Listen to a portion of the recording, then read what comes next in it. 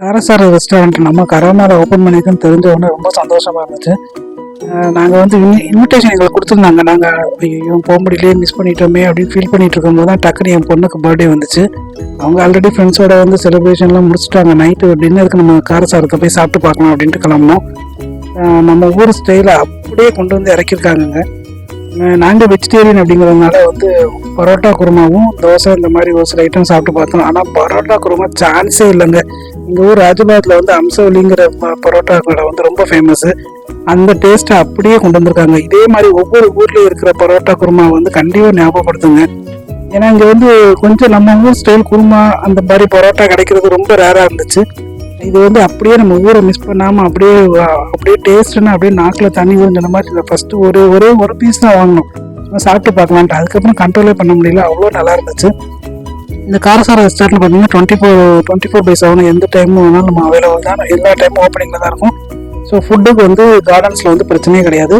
இந்த காரசார ரெஸ்டாரண்ட் வந்து garden மெட்ரோக்கில் walkable டிஸ்டன்ஸ்லாம் just ஒரு 2-3 மினிட்ஸ்க்கு நடந்தே வந்துடலாம்.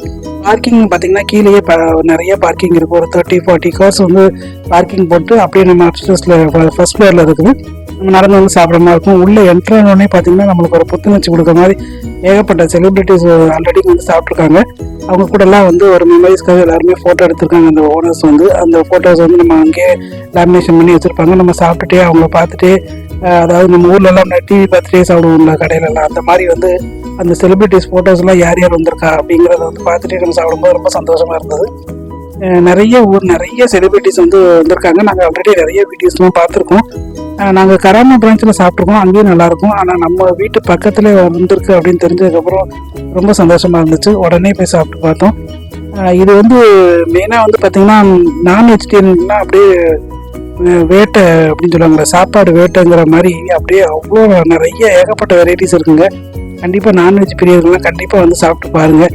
நிறைய பேர் சொல்லியிருக்காங்க மான் கறி அந்த மாதிரி நிறைய கறியெலாம் ரொம்ப நல்லாயிருக்கும் அப்படின்னு சொல்லியிருக்காங்க.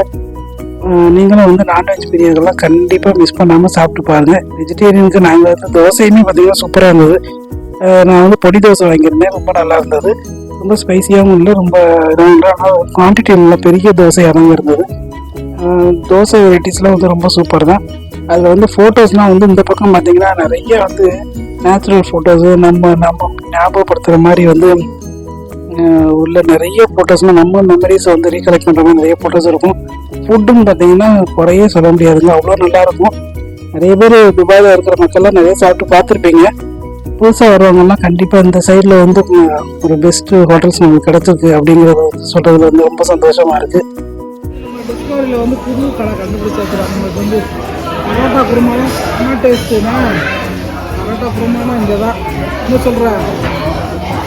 அதுக்கப்புறம் வந்து தோசை, அதுக்கப்புறம் தான் மிச்ச ஐட்டங்கள்லாம். ஃபஸ்ட்டு பரோட்டா குருமா நம்ம ஊரை அப்படியே கொண்டு வந்து இறக்கிட்டாங்க. என்ன